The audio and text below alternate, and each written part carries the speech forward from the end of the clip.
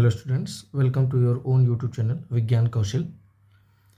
आज हम translational equilibrium के बारे में बात करेंगे। पिछले एक दो हफ्ते से बहुत सारे बच्चों के डाउट्स मेरे पास आ रहे हैं और क्लास में भी equilibrium work energy power chapter में समझाया जाता है और वहाँ पे थोड़ा सा बच्चों को इसको लेके कन्फ्यूजन रहता है। तो चलिए इसको क्लियर कर लेते हैं। First of all, translational equilibrium means अभी हम बॉडी के रोटेशनल मोशन की बात नहीं कर रहे हैं, वहाँ तक हम पहुँचे भी नहीं हैं। तो ट्रांसलेशनल बॉडी ट्रांसलेशनल मोशन में है।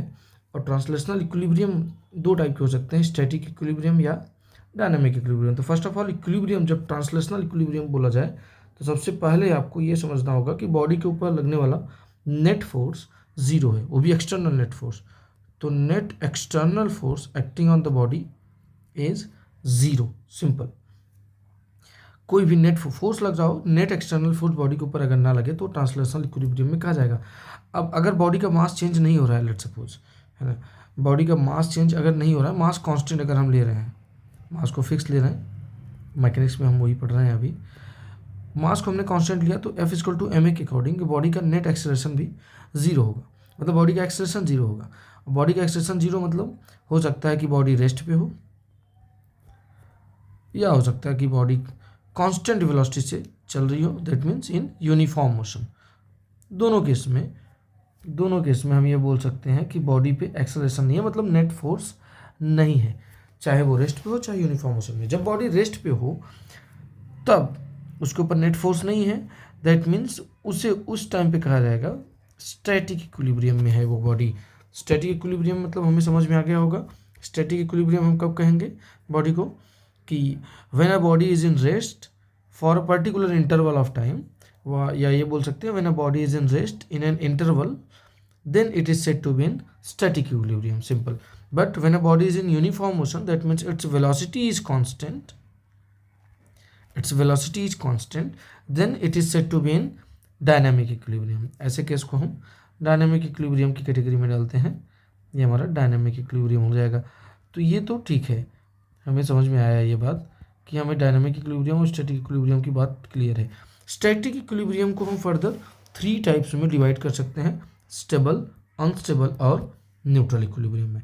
स्टेबल, अनस्टेबल और न्यूट्रल इक्विलिब्रियम को हम कैसे समझ सकते हैं, चलिए हम कुछ इस तरीके से समझे। लेट्स एक एग्जांपल के थ्रू इसको समझने की कोशिश करते हैं कि स्टेबल इक्विलिब्रियम को अगर हम समझना चाहें तो स्टेबल इक्विलिब्रियम हो चाहे कोई भी टाइप का इक्विलिब्रियम, अब तो ये फिक्स है कि नेट फोर्स बॉडी के ऊपर ज़ीरो लग रहा है, ठीक है। तो नेट फोर्स तो जीरो है, ये तो फिक्स हो गया, एक्सटर्नल नेट फोर्स ज़ीरो हो चुका है, ठीक है।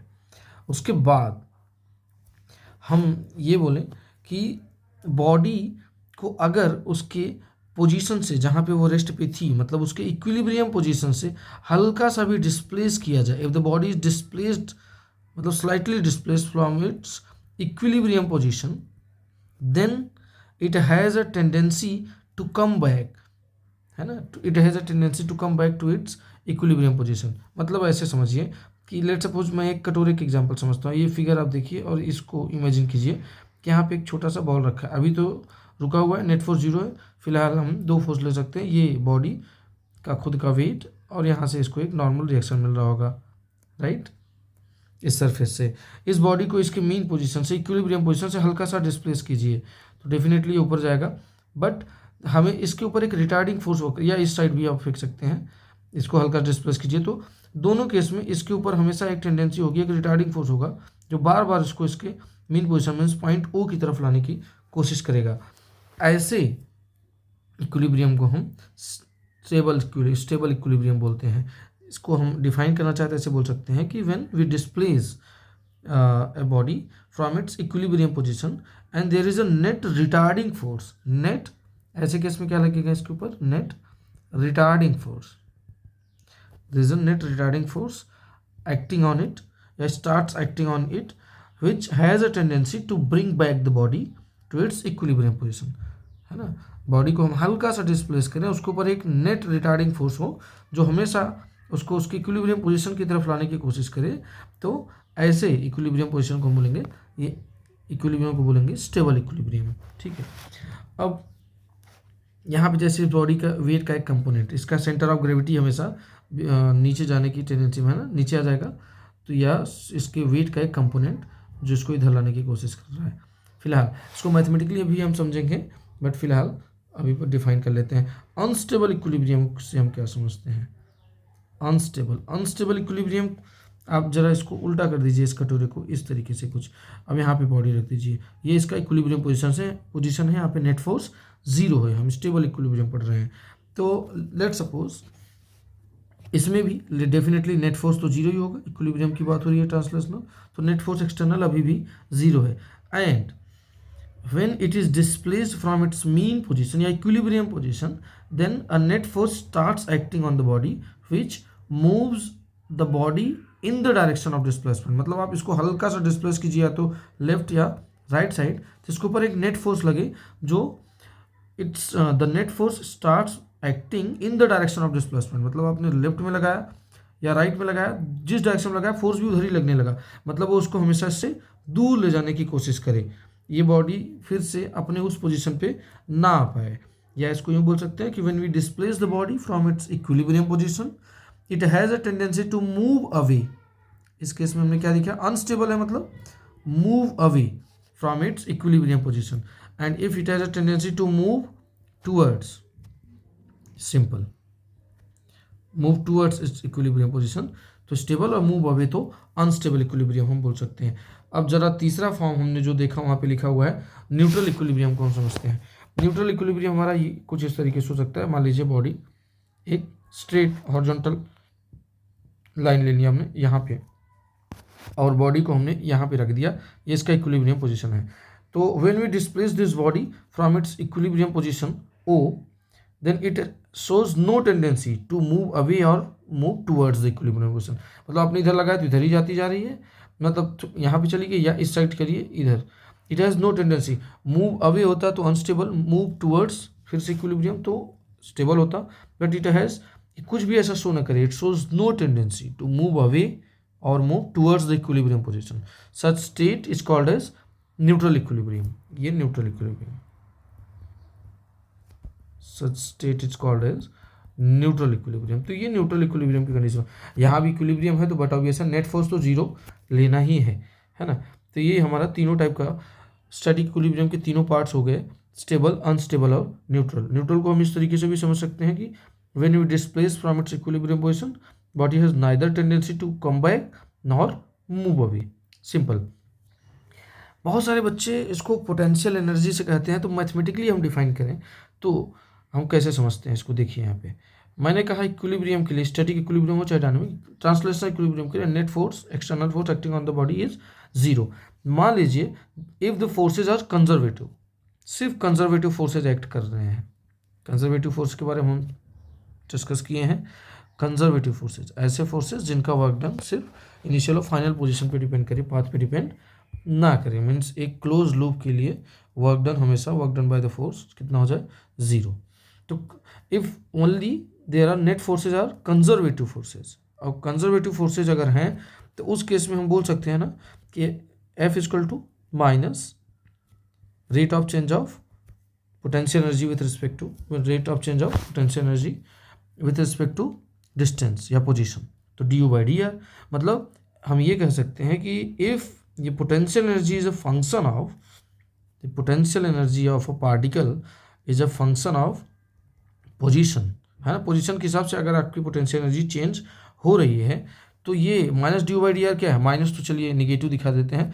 अगर हम एक u पोटेंशियल एनर्जी और पोजीशन r का एक ग्राफ बनाएं तो du/dr यहाँ पे क्या होगा? du/dr तो इसका एक स्लोप बताएगा, कैसा भी हम बना सकते हैं। मान लीजिए कुछ एक इस तरीके से ऐसे ग्राफ बना दिए तो इसका du/dr is the slope, means conservative force is negative of the slope of potential energy and position graph, right. Slope of potential energy and position graph negative के साथ। तो अगर नेट फोर्स 0 है मतलब यहाँ पे हम लिख सकते हैं du/dr इज 0, निगेटिव का यहाँ कोई मतलब नहीं, du/dr इज 0। बट कब? जब नेट फोर्सेस कैसे हों? कंजर्वेटिव फोर्सेज ही हों। चलिए, तो du/dr अगर हम 0 ले रहे हैं तो du/dr 0, दैट मीन्स अब हम इसको प्रॉपर वे में अगर समझना चाहें तो ऐसे समझ सकते हैं du/dr कैसे कब 0 हो रहा है। That means if the slope of the UR graph means potential energy and position graph is 0, that means potential energy is optimum. Potential energy is optimum, that means it is optimum का मतलब क्या, या तो maximum हो या minimum हो, sorry, या तो मैक्सिमम या मिनिमम या कांस्टेंट, या कांस्टेंट। अब तीनों केसेस से आप देख सकते हैं, साफ साफ दिख रहा होगा, तीनों जो हमने पीछे केस देखा, कांस्टेंट वाले केस ऐसा लग रहा है न्यूट्रल इक्विलिब्रियम वाला है, मिनिमम वाला केस ऐसा लग रहा है स्टेबल इक्विलिब्रियम वाला है, और मैक्सिमम जो है वो अनस्टेबल वाला है। तो चलिए चेक करते हैं। तो ये potential energy is optimum means slope of your graph is zero, means net conservative forces और नेट फोर्सेज यहाँ पे जीरो हैं। तो ये हमारे तीन टाइप की इक्विलिब्रियम की बात होती है। दैट मीन्स अगर हम ये कुछ इस तरीके से एक graph potential energy versus r का बनाते हैं, लेट सपोज कुछ इस तरीके से, राइट, यहाँ पे थोड़ा प्रॉपर ग्राफ बना लेते हैं, ये लीजिए कुछ इस तरीके से। तो ये वाला लाइन देखिए ए से बी तक, यहाँ पे पोटेंशियल एनर्जी चेंज नहीं हो रहा है। अगर पोटेंशियल एनर्जी कांस्टेंट है that means D you by D R तो जीरो ही होगा, है ना, और D you by D R zero होगा, even D two Y by D R square भी जीरो ही होगा डेफिनेटली। तो इस केस में ए से बी ये जो है हमारा कौन सा पोजिशन हो जाएगा, this is for neutral equilibrium state, ये न्यूट्रल इक्विलिब्रियम की बात हो गई। अगर यहाँ पे रखा है मान लीजिए सी पॉइंट पे, तो सी पॉइंट पे हम देखें तो सी पॉइंट यहाँ पे इन बाकी पॉइंट्स के कंपेयर में एस मतलब ए से बी के बीच में कोई भी पॉइंट हो या सी हो या डी हो, इनमें सबसे मैक्सिमम पोटेंशियल एनर्जी कहाँ पे है, पॉइंट सी पे। Means at maxima d you by D R तो जीरो होना ही चाहिए फॉर इक्विलिब्रियम, चाहे स्टेबल हो अनस्टेबल हो या neutral, but for maximum point maximum potential energy या एट मैक्सिमम पॉइंट हमें क्या मिल जाएगा, साफ साफ दिख रहा है, हमें मिल जाएगा अनस्टेबल इक्विलिब्रियम। मतलब d u d two Y by D R square क्या होना चाहिए मैक्सिमा के लिए लेस देन जीरो, और अगर वो मैक्सिमा है तो डेफिनेटली वो अनस्टेबल इक्विलिब्रियम है। और अगर d two Y by D R square greater than zero, greater than zero means this is for minimum value या मिनिमम पॉइंट यहाँ से मिल जाएगा। तो जहाँ पे मिनिमम पोटेंशियल एनर्जी हो वहाँ पे स्टेबल, ऐसे याद रखिए जिसके पास एनर्जी कम है वो स्टेबल रहेगा, हर चीज़ स्टेबिलिटी की तरफ जाना जाती है, एनर्जी मिनिमम।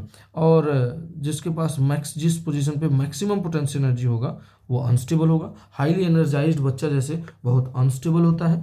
तो सबसे पहले हम क्या करेंगे, D you by D R अगर कंजर्वेटिव फोर्सेज है तो D you by D R को आपको जीरो लेना है। फिर आप देखिए फिर यू और आर में अगर रिलेशन है, u is a function of r या पोजीशन एक्स वाई जेड किसी में भी डिपेंड करेगा, तो सबसे पहले आप d by D R zero लीजिए स्लोप। मैक्सिमा निकालिए, मैक्सिमम पॉइंट है तो फिर वहाँ पे अनस्टेबल इक्विलिब्रियम, और मिनिमम पॉइंट है तो वहाँ पे फिर स्टेबल इक्विलिब्रियम बन जाता है। तो इस तरीके से आप इक्विलिब्रियम को समझ सकते हैं। आई होप आपको ये क्लियर होगा। कोई कन्फ्यूजन या कोई डाउट है तो डेफिनेटली आप कमेंट सेक्शन में लिख सकते हैं। वीडियो पसंद आया हो तो लाइक कीजिए, शेयर कीजिए, और चैनल विज्ञान कौशल तो सब्सक्राइब जरूर कर लीजिए। Thank you so much.